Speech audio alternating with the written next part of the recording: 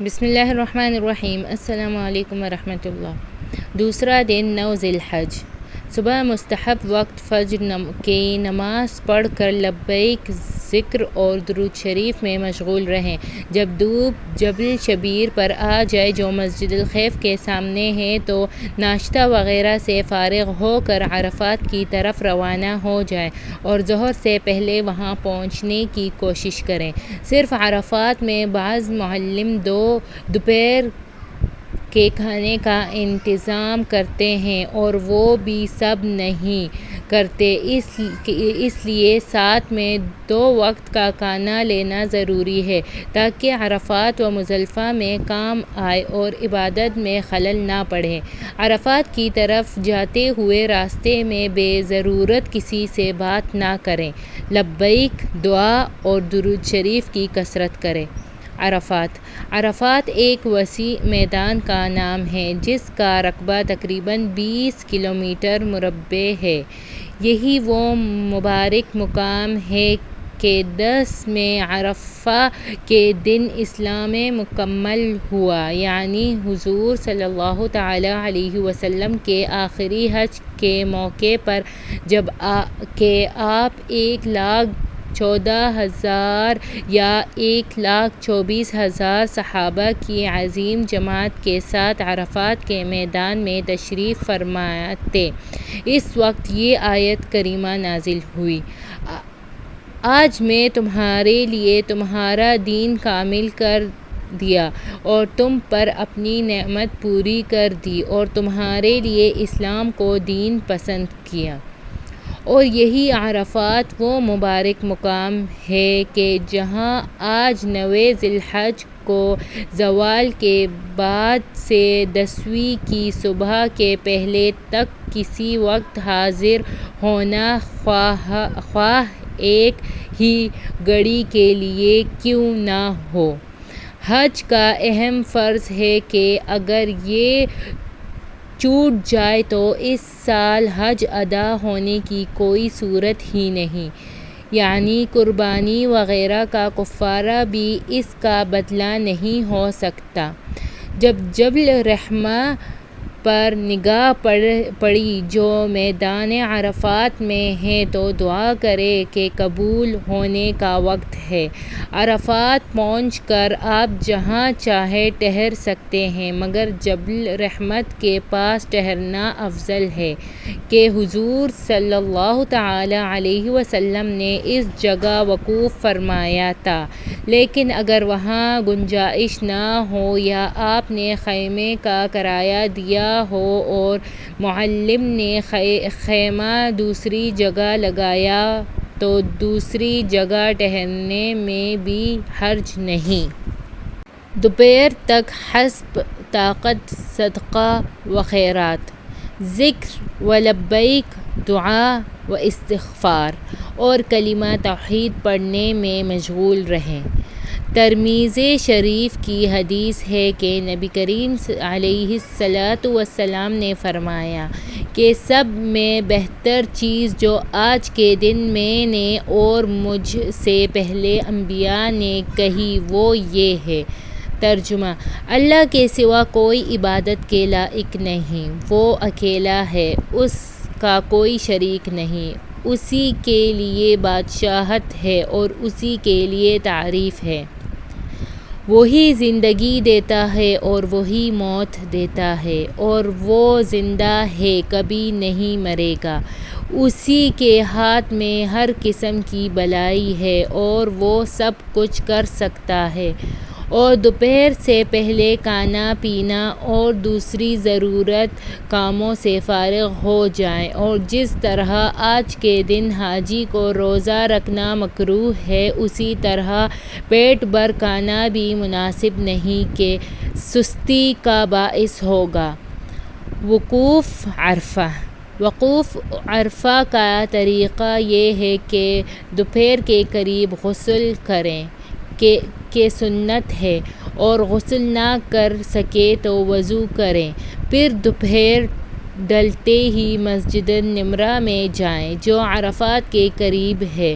وہاں ظہر و عصر کی نماز ظہر کے وقت میں ملا کر پڑھیں اور پھر میدان عرفات میں داخل ہو جائیں، لیکن مسجد نمرہ کی حاضری آسان نہیں، اس لیے کہ خیمے سے نکلنے کے بعد 8-10 لاکھ آدمیوں کی بھیڑ میں پڑ اپنی ساتھیوں تک پہنچنا بہت مشکل بلکہ بعض حالات میں ناممکن ہو جاتا ہے۔ اس طرح حاجی گم ہو جاتے ہیں، جس سے وہ اور اس کے تمام ساتھی پریشان ہوتے ہیں، اور عرفات کی حاضری کا مبارک وقت دعا اور استغفار کے بجائے الجھنوں میں گزر جاتا ہے۔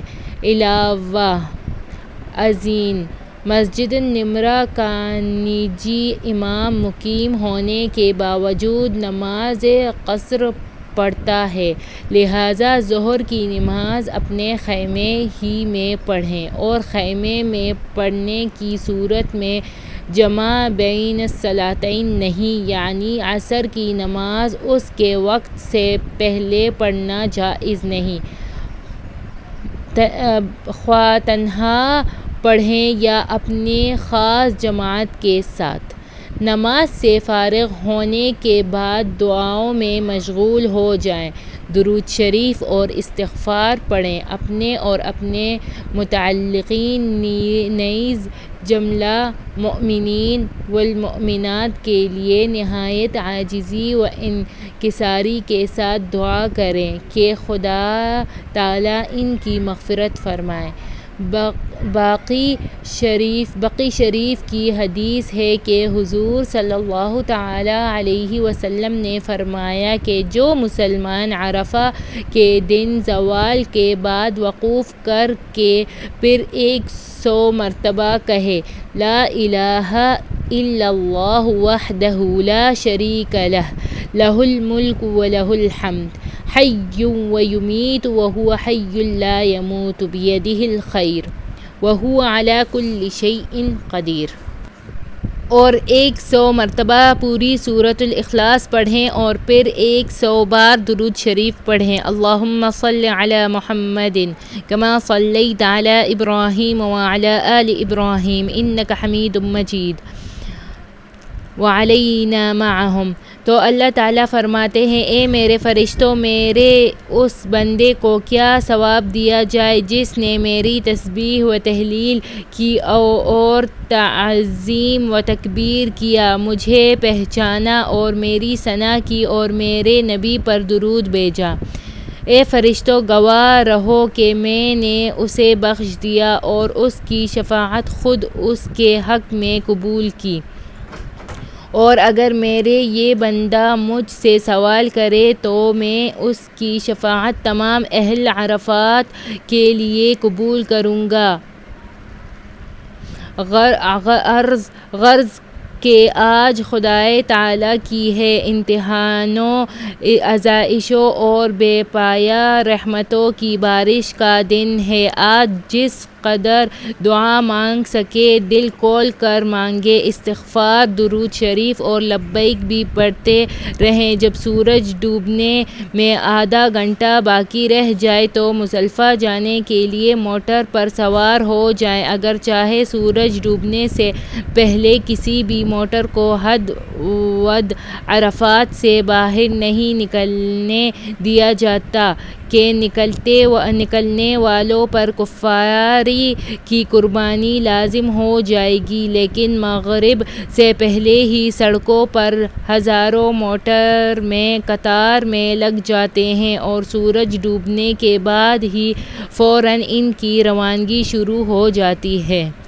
مزدلفہ کی روانگی سورج ڈوبنے کے بعد مغرب کی نماز پڑھے بغیر مزدلفہ کی طرف روانہ ہو جائے اور راستے بھر ذکر، درود شریف، دعا اور لبیک میں مصروف رہیں، اور جب مزدلفہ میں داخل ہو تو یہ دعا پڑھے۔ ترجمہ: اے اللہ، میرے گوشت، ہڈی، چربی، بال اور تمام اعضاء کو جہنم پر حرام کر دے، اے سب مہربانوں سے زیادہ مہربان۔ مزدلفہ پہنچ کر پہلی مغرب اور عشاء کی نماز عشاء کے وقت میں ایک ساتھ پڑھیں۔ اگر مزدلفہ پہنچنے کے بعد مغرب کا وقت باقی رہے تو ابھی مغرب کی نماز ہرگز نہ پڑھیں کہ گناہ ہے۔ اگر کسی نے پڑھ لی تو عشاء کے وقت میں پھر پڑھنی پڑے گی۔ یہاں جمع بین الصلاتین اس طرح ہے کہ اذان و اقامت کے بعد مغرب کی فرض نماز ادا کی نیت سے پڑھیں، اس کے بعد فوراً بغیر اقامت عشاء کی فرض نماز پڑھیں، پھر مغرب کی سنت پڑھیں عشاء کی سنت، اور پھر اس کے بعد وتر پڑھیں۔ یہاں دونوں نمازوں کو ایک ساتھ پڑھنے کے لیے مسجد یا امام کی کوئی شرط نہیں۔ اب تنہا پڑھیں یا جماعت سے، ہر حال دونوں نمازیں عشاء کے وقت میں ایک ساتھ پڑھنی ہوں گی۔ مزدلفہ میں پوری رات گزارنا سنت موقدہ ہے اور وقوف کا اصلی وقت صبح صادق سے لے کر اجالا ہونے تک ہے، لہٰذا جو اس وقت کے بعد مزدلفہ پہنچے گا تو وقوف ادا نہ ہوگا اور کفارے کی قربانی لازم ہوگی۔ اسی طرح جو شخص صبح صادق طلوع ہونے سے پہلے مزدلفہ چھوڑ کر چلا گیا اس پر بھی کفارے کی قربانی لازم ہے۔ ہاں کمزور عورتیں یا بیمار وتر میں ضرور پہنچنے کے اندیشے سے صبح صادق طلوع ہونے سے پہلے ہی چلا گیا تو اس پر کچھ نہیں۔ مزدلفہ کی جگہ بہت مبارک اور یہ رات بہت افضل ہے، لہٰذا نماز کے بعد دوسری ضروریات سے فارغ ہو کر باقی رات لبیک ذکر اور درود شریف پڑھنے میں گزارنا بہتر ہے، اور دل چاہے تو تھوڑا آرام بھی کر لے تاکہ تھکاوٹ دور ہو جائے۔ شیطان کو مارنے کے لیے اسی جگہ سے چنے برابر کنکریاں چن کر دھو لے۔ اگر 13ویں ذی الحجہ تک کنکری مارنی ہے تو 70 کنکریوں کی ضرورت پڑے گی، اور 12 تک مارنی ہے تو 49 کی۔ مزدلفہ میں صبح صادق طلوع ہوتے ہی طوب داغے جاتے ہیں۔ اس کا مقصد یہ ہوتا ہے کہ لوگ باخبر ہو جائیں کہ وقوف کا واجب وقت اب شروع ہو گیا ہے۔